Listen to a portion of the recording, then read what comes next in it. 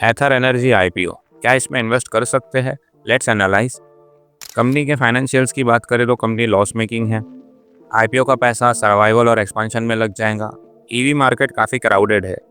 एथर अच्छा है, लेकिन ओला, बजाज, टीवीएस से कंपेयर करें तो उसका मार्केट शेयर अभी बहुत छोटा है। स्केल और रीच पर काफ़ी काम बाकी है, जिसमें इस कंपनी को काफ़ी टाइम लगने वाला है। जिन कंपनीज का वैल्यूएशन और फंडामेंटल जस्टिफाई ना हो, ऐसी कंपनीज का आईपीओ के बाद स्टॉक प्राइस गिरने के हाई चांसेस होते हैं। तो लिस्टिंग गेन्स के लिए भी अप्लाई करना चाहिए या नहीं, इस वीडियो के लास्ट में मैं आपको बताऊंगा। आप में से बहुत सारे लोग बिगनर्स होंगे जिन्हें आईपीओ के बारे में कुछ भी आइडिया नहीं होगा। ये आईपीओ क्या होता है? तो हमारी स्टॉक मार्केट फॉर बिगनर्स की एक सीरीज चल रही है और आज की इस वीडियो में हम आईपीओ की प्रोसेस को समझेंगे। Hello everyone, welcome to stock ethic. मैं रईस और आप देख रहे हैं स्टॉक एथिक, जहां हम स्टॉक मार्केट के कॉम्प्लेक्स कॉन्सेप्ट्स को सिंपल और आसान तरीके से समझते हैं। पिछले वीडियो में हमने देखा था कि एंजल इन्वेस्टर, वेंचर कैपिटल और स्टॉक मार्केट में क्या डिफरेंस होता है। और रियल जूस कंपनी आपको याद ही होगी, समीर और साहिल की कंपनी। इन्होंने आईपीओ लाने के लिए डिसाइड किया है, मतलब स्टॉक मार्केट से फंडिंग उठाने के लिए अब डिसाइड किया है। आज की इस वीडियो में हम आईपीओ की प्रोसीजर को समझेंगे। आईपीओ की इस प्रोसेस को SEBI, that is security exchange board of India, control करता है। सेबी कैपिटल मार्केट रेगुलेटर है, जैसे आरबीआई होता है, रिजर्व बैंक ऑफ इंडिया, जो बैंक्स को कंट्रोल करता है। ऐसे ही सेबी पूरे स्टॉक मार्केट को रेगुलेट करती है। कोई भी नया रूल लाना हो या किसी पुराने रूल में चेंजेस करने हो, ये सारा ही सेबी करती है। और किसी कंपनी को आईपीओ के लिए अप्रूवल देना हो, ये काम भी सेबी करती है।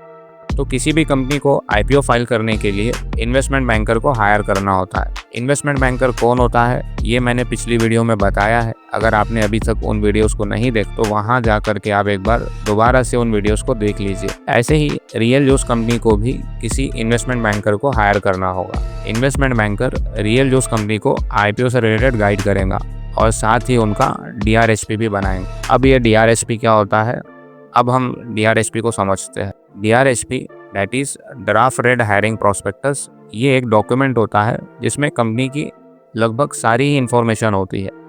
कंप्लीट हिस्ट्री होती है, कंपनी कैसे शुरू हुई, कंपनी के क्या प्रोडक्ट्स है, कंपनी के स्टोर्स कहाँ हैं, कंपनी किन किन सिटीज़ में ऑपरेट करती है, कंपनी के फाइनेंशियल स्टेटमेंट की हिस्ट्री होती है, that is profit and loss की, कंपनी के एसेट्स की, बैलेंस शीट्स। तो यहाँ पर कंपनी की फाइनेंशियल स्टेटमेंट की हिस्ट्री होती है, कंपनी के पास्ट परफॉर्मेंस की हिस्ट्री होती है कि कंपनी का आगे फ्यूचर का प्लान क्या है।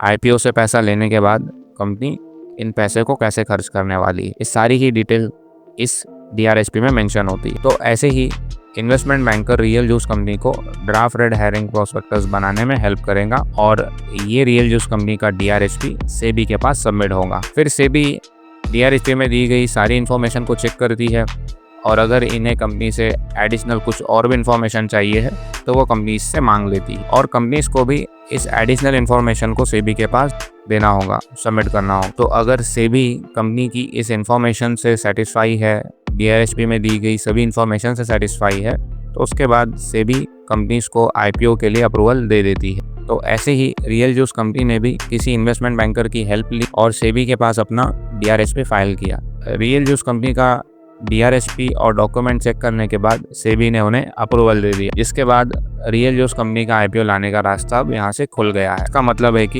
रियल जूस कंपनी का अब आईपीओ आने जा रहा है। जनरली आईपीओ दो तरीके के होते हैं, फिक्स प्राइस आईपीओ और दूसरा होता है बुक बिल्डिंग आईपीओ। दोनों को ही हम वन बाय वन समझते हैं। फिक्स प्राइस आईपीओ में कंपनी शेयर्स की पहले से ही एक फिक्स प्राइस डिसाइड करती है और इन्वेस्टर्स को उसी प्राइस के ऊपर में अप्लाई करना होता है। जैसे मान लीजिए किसी कंपनी ने अपना फिक्स प्राइस आईपीओ में प्राइस डिसाइड किया है 200 रुपया, तो सभी इन्वेस्टर्स को उस कंपनी के आईपीओ के लिए 200 रुपये के रेट से ही अप्लाई करना होगा, 200 रुपये की ही बिडिंग लगानी होगी।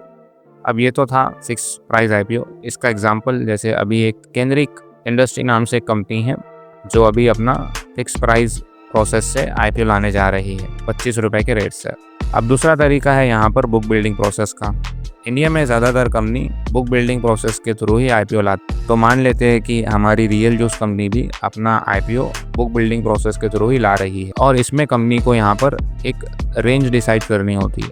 जैसे फिक्स प्राइसेस में एक सिंगल फिक्स प्राइस डिसाइड होगा, लेकिन बुक बिल्डिंग प्रोसेस के अंदर में यहाँ पर एक प्राइस की रेंज डिसाइड होगी। वैसे मान लेते हैं कि रियल जूस कंपनी ने 100 रुपये से लेकर 105 रुपये की रेंज डिसाइड करी है। सो जिन इन्वेस्टर्स को रियल यूज़ कंपनी में अप्लाई करना है उन्हें 100 रुपये से 105 रुपये की रेंज में अप्लाई करना होगा। मतलब कि 100 रुपये से 105 रुपये के बीच में बिडिंग लगानी। जिस प्राइस पर सबसे ज़्यादा बिडिंग एप्लीकेशन आएंगी वो फाइनल प्राइस हो जाएंगी, जिस पर सारे ही शेयर्स इशू किए जाएंगे। रियल यूज़ कंपनी ने अपना प्राइस बैंड 100 से 105 रखा है। प्राइस बैंड में सबसे जो कम प्राइस होती है उसे फ्लोर प्राइस कहते हैं। मतलब यहाँ पर 100 रुपया फ्लोर प्राइस कहलाएगा, और जो सबसे ज़्यादा प्राइस होती है जैसे कि 105 रुपया, तो वो यहाँ पर कैप प्राइस कहलाएगी। आईपीओ जनरली 3 दिन के लिए ओपन रहता है। रियल यूज़ कंपनी का आईपीओ भी 3 दिन के लिए ओपन रहेगा, जिसमें सबसे ज़्यादा बिडिंग 105 रुपये की प्राइस के लिए आती, जो उस प्राइस बैंड का सबसे ज़्यादा प्राइस था। 105 रुपये की प्राइस पर सबसे ज़्यादा बिडिंग आने की वजह से रियल यूज़ कंपनी अपने शेयर्स 105 रुपये की प्राइस पर बेच देंगी। यहाँ पर रियल यूज़ कंपनी ने पब्लिक से आईपीओ में 1000 करोड़ रुपए उठाए हैं। उसके बदले में कंपनी ने 20% हिस्सा अपना डाइल्यूट कर दिया है। मतलब 1000 करोड़ के बदले में कंपनी ने अपने 20% की हिस्सेदारी उन इन्वेस्टर्स को दे दिया है। जिन लोगों ने कंपनी में इन्वेस्ट किया है उन्हें कंपनी में हिस्सेदारी मिली है और कंपनी को बिजनेस बढ़ाने के लिए यहाँ पर पैसा मिल गया है। आईपीओ के प्रोसेस के बाद रियल यूज़ कंपनी के शेयर्स उन इन्वेस्टर्स को इशू कर दिए गए हैं और बाद में कंपनी एनएससी और बीएससी, जो इंडिया के 2 मेन स्टॉक एक्सचेंजेस है, उस पर अब लिस्ट हो गई। अब कंपनी स्टॉक एक्सचेंज पे लिस्ट हो जाने के बाद यहाँ पर एक पब्लिक लिस्टेड कंपनी बन गई है और स्टॉक एक्सचेंज पे लिस्ट होने के बाद यहाँ पर इन्वेस्टर्स बड़े ही आसानी से उनके शेयर्स को खरीद भी सकते हैं और आसानी से बेच भी सकते हैं। तो रियल यूज़ कंपनी ने स्टॉक मार्केट से पैसा उठा लिया है। अब देखते हैं कि रियल यूज़ कंपनी कैसा परफॉर्म करती है, और अगर आप भी रियल यूज़ कंपनी के शेयर्स खरीदना चाहते हैं या फिर किसी और कंपनी के भी शेयर्स खरीदना चाहते हैं तो इसकी प्रोसेस को हम आने वाले नेक्स्ट वीडियोस में समझेंगे। सो अगर आप एकदम बिगनर हो मार्केट में, जिनको कुछ भी आइडिया नहीं है मार्केट क्या होता है कैसे होता है, तो इसके लिए मैंने एक प्लेलिस्ट बनाया हुआ है। आप इस प्लेलिस्ट को सीक्वेंस वाइज देख सकते हैं और अपने उन सभी दोस्तों के साथ शेयर कीजिए जो मार्केट को सीखना चाहते हैं एकदम इन डेप्थ और डिटेल में और बड़े ही आसानी से। Thank you so much for watching.